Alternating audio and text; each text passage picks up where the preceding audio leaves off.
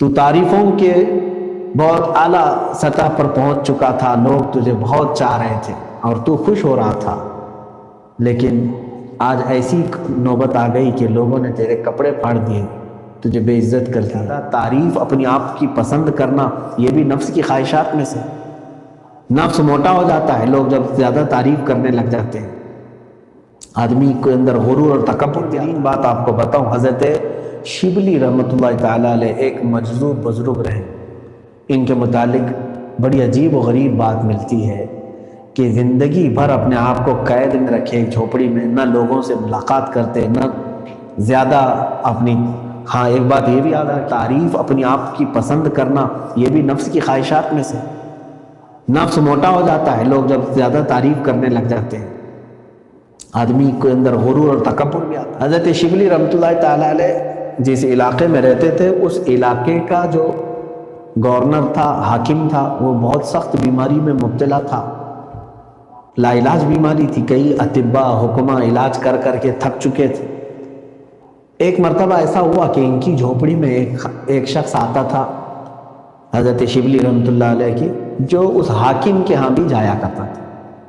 اس شخص نے اپنے حاکم گورنر سے کہا کہ میں ایک درویش کو جانتا ہوں جو فلاں جگہ جھوپڑی میں رہتے ہیں، آپ ان کے پاس چلیں، ہو سکتا ہے آپ کی بیماری کے لیے وہ کچھ علاج دے دیں۔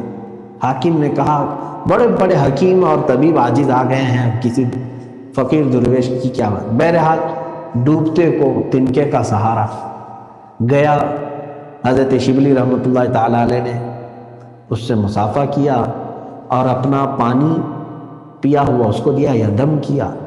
وہ واپس اپنے مقام تک آنے سے پہلے اپنی لا علاج بیماری سے شفا یاب ہو چکا تھا، الحمدللہ۔ شفا دینے والا اللہ ہی ہے، مگر ذریعہ کسی کو بھی بناتا۔ اس حاکم کے دل میں ان کی بڑی عزت ہو گئی، حضرت شبلی رحمۃ اللہ علیہ۔ اس نے کہا اتنے زمانے سے ہمارے علاقے میں ایک ایسے مستجاب الدعوات بزرگ موجود ہیں اور ایسے پہنچے ہوئے سالک موجود ہیں جن سے ہم ہی واقف نہیں تھے، جن کی دعاؤں کی تاثیر یہ ہے کہ لا علاج مرض میرا صحیح ہو چکا ہے۔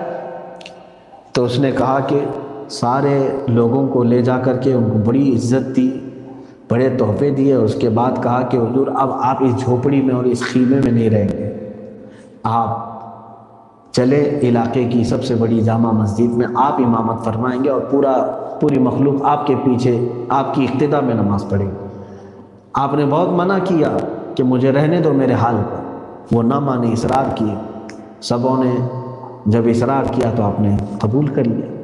بات مشہور ہو گئی کہ اس علاقے میں ایک بہت بڑے ولی رہتے ہیں، کامل بزرگ ہیں، جن کی دعاؤں سے، جن کے دم سے حاکم وقت کو صحت یابی ہو گئی، سب جگہ بات پھیل گئی، افواہ۔ دوسرے دن جمعہ کے دن بھیڑ اتنی کثرت سے تھی کہ لوگ سڑکوں پر بھرے ہوئے تھے کہ اس بزرگ کو دیکھنے کے لیے کہ کون ہے یہ اللہ والے جن کی کرامتوں کا شہرہ ہو چکا تھا۔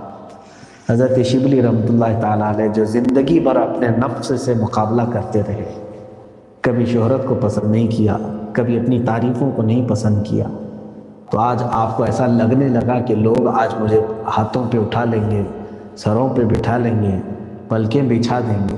یہ سب ہوتا ہی ہے دنیا کے ساتھ۔ حضرت شبلی رحمۃ اللہ تعالیٰ علیہ نے ایک ایسا کام کیا جو بظاہر ہمیں دیکھنے میں بہت برا لگتا ہے، بہت برا لگتا ہے۔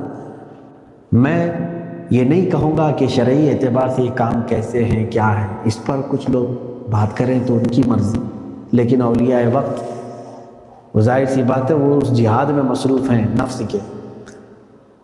شہر کی ایک طوائف تھی، بدنام زمانہ عورت، اس کو آپ نے کچھ پیسے دیے اور ایک لکڑی دی، کہا کہ کل جب میں جمعہ میں جا رہا ہوں تو آ کر کے تم مجھے لکڑی دے دینا، اور یہ کہنا کل رات تم میرے گھر یہ بھول آئے تھے یا یہ مجھے دے چکے تھے، واپس لو۔ اس خاتون نے کہا ٹھیک ہے۔ حضرت شبلی رحمۃ اللہ علیہ جامع مسجد تک پہنچ رہے تھے، بھیڑ اتنی تھی کہ لوگ جوق در جوق آپ سے مصافحے کے لیے ٹوٹ رہے تھے۔ وہ عورت تیز آواز سے پکارتی، کہا کہ فلاں سنو، کل رات تم یہ لکڑی میرے ہاں چھوڑ آئے تھے، یہ لے لو، واپس تمہاری ہے۔ اور علاقے کے لوگ اس طوائف کو جانتے تھے، بدنام زمانہ تھی. سبوں نے کہا کہ شبلی کا اس عورت کے گھر کیا کام رہا ہوگا. بس یہی بدگمانی تھی لوگوں کی کہ یہ بنا ہوا درویش ہے اور راتوں پہ جاتا ہے عیاشی کرنے کے لیے. ہم سب کے سامنے ایک عورت آ کر کے اب اس کو واپس کر رہی ہے. سبوں نے اسی وقت پتھر مارنا شروع کیا اور سب بھیڑ چھٹ گئی. کچھ لوگوں نے آپ کے جبے پھاڑ دیے, کپڑے پھاڑے, مسجد تک جانے نہیں دیا گیا آپ کو, اور آپ واپس آ گئے اور اپنے خیمے میں آ کر کے خوب ہنسنے لگے اور کہا اے نفس آج میں نے تجھے زیر کر دیا. تو تعریفوں کے بہت اعلیٰ سطح پر پہنچ چکا تھا, لوگ تجھے بہت چاہ رہے تھے اور تو خوش ہو رہا تھا, لیکن آج ایسی نوبت آ گئی کہ لوگوں نے تیرے کپڑے پھاڑ دیے, تجھے بے عزت کر دیا. تو نفس کے ساتھ جہاد ان لوگوں کا ایسا ہوتا تھا. میرے عزیزو, آج کچھ ہی چیزوں سے ہم بچ نہیں پا رہے ہیں.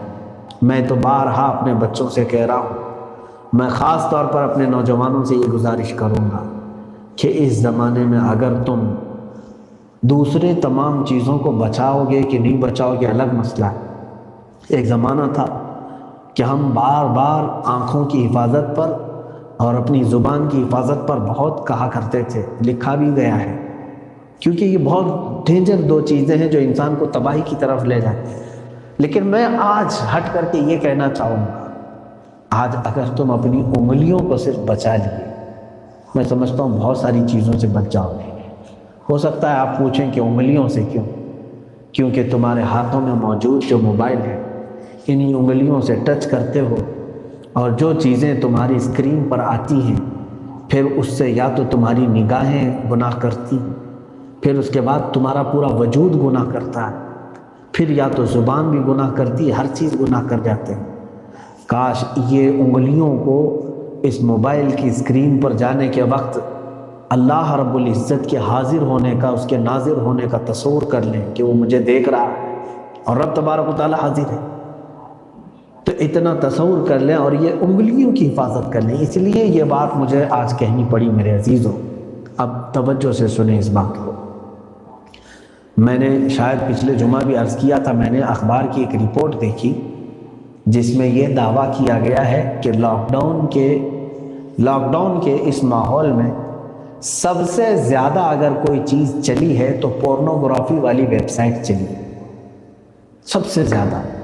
اور جتنا یہ ایکٹیو ہیں ویب سائٹس جس میں گندی فلمیں, ننگی تصویریں, معاذ اللہ رب اللہ, یہ سب سے زیادہ ایکٹیو ہیں لاک ڈاؤن کے ٹائم. یہ اخبار کی رپورٹ آئی اور اس میں بھی یہ دعویٰ کیا گیا ہے کہ انڈیا میں پوری دنیا کا 95% یوز کیا گیا ہے.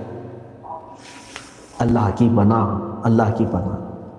کیا تمہارے ہاتھ میں موبائل اسی کام کے لیے دیا گیا ہے؟ اسی کام کے لیے. میں سمجھتا ہوں کہ پچھلے زمانے میں جو لوگ تصور بھی نہیں کرتے تھے وہ لوگ آج موبائل میں اپنے گناہوں میں مصروف ہیں. مجھے یہ بار بار کیوں کہنا پڑتا ہے؟ میں نے دیکھا ہے بچوں کی زندگیوں کو تباہ ہوتے ہوئے, نوجوانوں کو برباد ہوتے ہوئے میں نے دیکھا ہے. اچھے خاصے صحت مند بچے, نوجوان بچے چند دنوں کے بعد دیکھنے پہ ایسے ہلاکت و بربادی کی طرف گئے ہوئے ہیں. اللہ کی پناہ.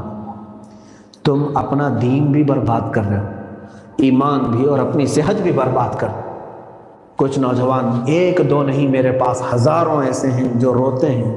میں کسی کے راز کو افشا نہیں کرنا چاہتا, لیکن ان کا درد میں محسوس کرتا ہوں.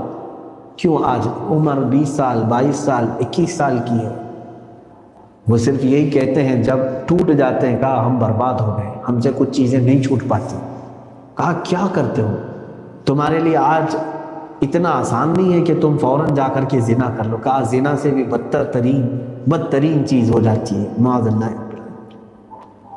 عزیزان گرامی, یہ ایسی چیز ہمارے ساتھ آج موجود ہے. میں سمجھتا ہوں یہ ایٹم بم ہے جو تمہارے تمام اخلاقیات کو تباہ کر دیتی ہے چند ہی منٹوں میں. ان نوجوانوں کو بھی میں نے دیکھا جو الحمدللہ نماز کے پابند رہے اور دینی کاموں کے معاملات میں بھی وہ سرگرم ہیں, لیکن پھر بھی اپنے آپ کو ان تمام چیزوں سے بچا نہیں پا رہے.